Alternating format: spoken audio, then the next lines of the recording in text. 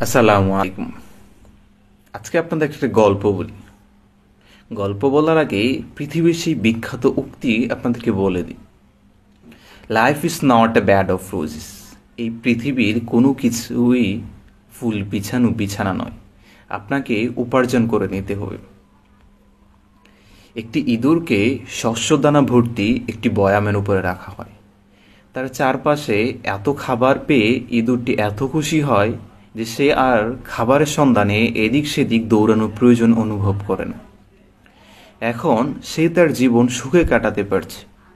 কিন্তু কয়েকদিন শস্যদানা ভোগ করার পর সে বয়ামের তলায় পৌঁছে যায়। হঠাৎ সে বুঝতে পারে যে সে বয়ামের ভিতরে আটকা পড়েছে। বয়ামের ভিতর হতে সে আর বের হতে পারছে না। বেঁচে থাকার জন্য তাকে এখন পুরোপুরি নির্ভর করতে হয় কে কখন সেই বয়ামে শস্যদানা রাখে তার উপর। তাকে এখন যা দেওয়া হয় তা খাওয়া ছাড়া তার আর কোনো উপায় নেই। এভাবে অন্যের করুণার উপরই তাকে বাকি জীবন কাটাতে হয়। এই গল্প থেকে আসলে আমরা কি শিক্ষা পেলাম? মোরাল অফ দ্য স্টোরি হলো, যখন আপনার দক্ষতা ব্যবহার করবেন না, তখন দক্ষতার চেয়ে বেশি কিছু হারাবেন। আপনি আপনার পছন্দ এবং স্বাধীনতাও হারাবেন।